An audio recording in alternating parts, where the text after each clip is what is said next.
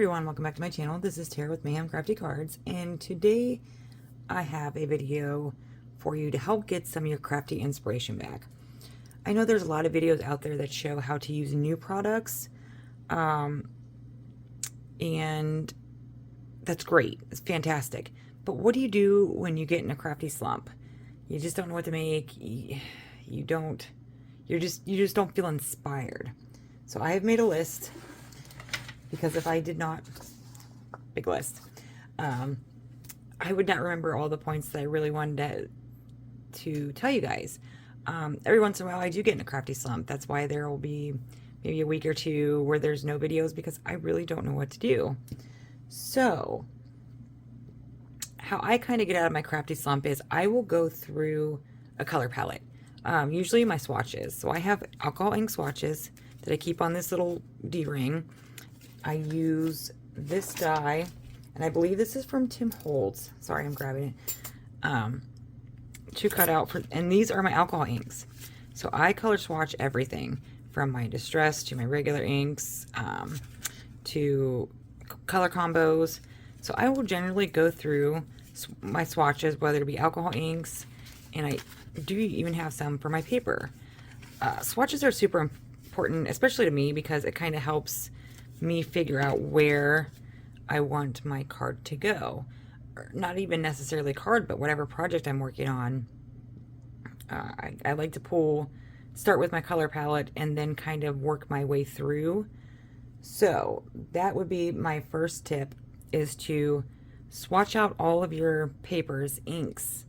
And this is a great thing to do when you are in a crafty slump, because it makes you see your colors again, maybe in a new light, or maybe you find color combos that you've never used before.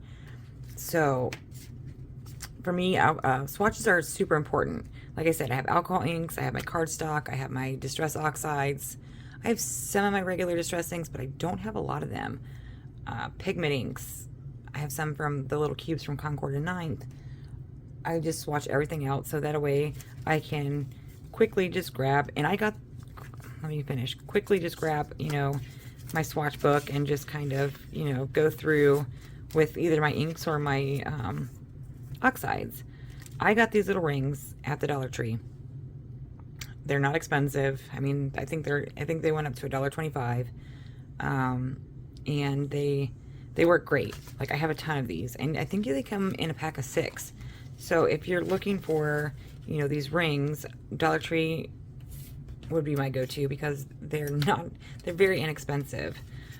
This paper for my alcohol inks is just some cheap Yupo paper off Amazon, and I'll see if it's still available, because it really saved me a lot of money. Yupo paper is really nice, but it does tend to get a little bit pricey. The second thing is I will go to my go-to technique. Usually it's shakers, because that is something that I do all the time. I'm trying to see if I have one right here in my little area to show you. So I will just grab some shaker bits and kind of pull colors from there as well, to kind of help with trying to figure out my card design. The third tip I have is just to make backgrounds. I have so many backgrounds just laying around, and they are literally just laying around. I will have a video coming very soon, like this background I did. Of course, there'd be something on it.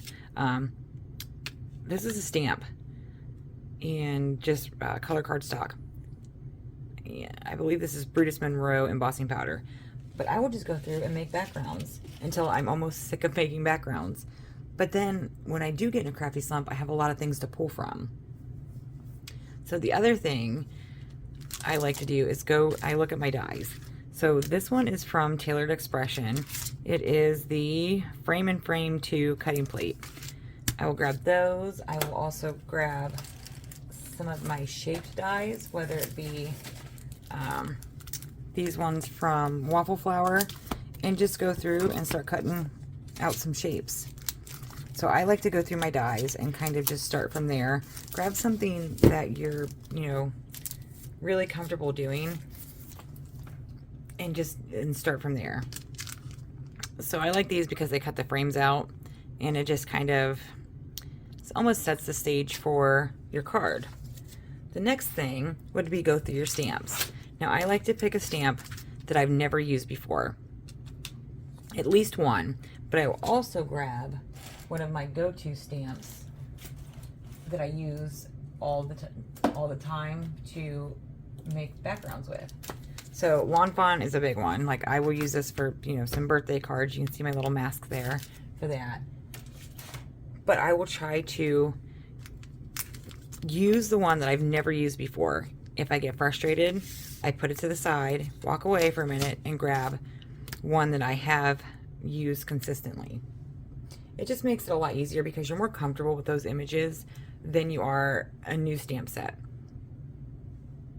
Another way is to use a new medium, whether it's alcohol markers, watercolor, color pencils. It really does help kind of draw some of your creativity out.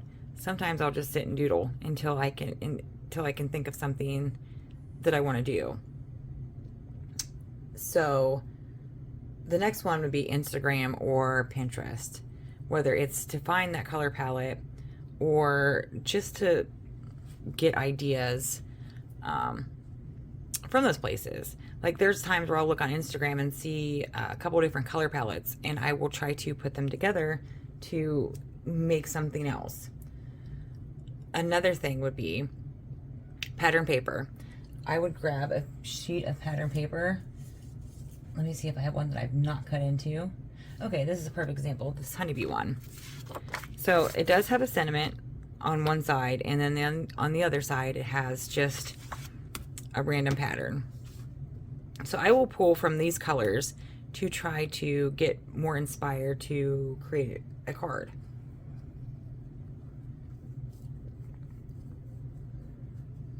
So the last thing would be to just stamp out some images and just color.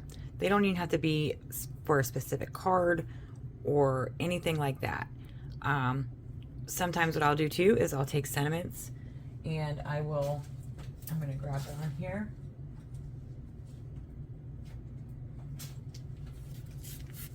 I will just stamp out some sentiments, and just, this one obviously comes with the coordinating dies, but I will use those just to start stockpiling sentiments that are kind of everyday, you know, like the thank you, birthday, stuff like that.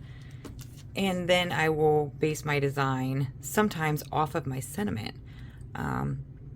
especially like sympathy cards, which nobody enjoys making, but unfortunately there's always a need for a sympathy card.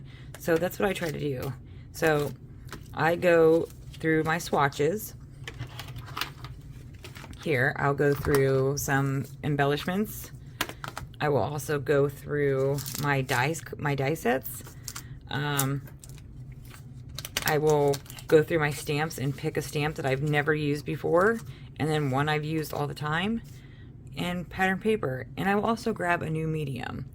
So I really hope this helps you guys. I do have a video coming with what to do with all the backgrounds you have laying around, because I really need to use mine. That and how to pair it with some pattern paper, because I have so many stacks, and I'm not even joking, of pattern paper that just kind of sit and just sit. But I want to use it up more because my area is not that big, and I need to start using some of these things a lot more. And I'm sure there's a lot of you that can relate to that. So if you guys like this video, please give it a thumbs up. Subscribe if you haven't already. I know sometimes it's hit and miss, but I try to have new content as quickly as I can. I buy all of my stuff except for my sparkle blends because I'm on their design team myself. So I can't always pick up the latest and greatest and brand new products. I'm trying to use some older products that I have. However, April is my birthday month, so I am looking forward to getting my new glass media mat. It's the studio board glass one. It's magnetic to help with some of my stencils. So yes, if you guys are in a crafty slump, I really hope this helps draw some inspiration for you.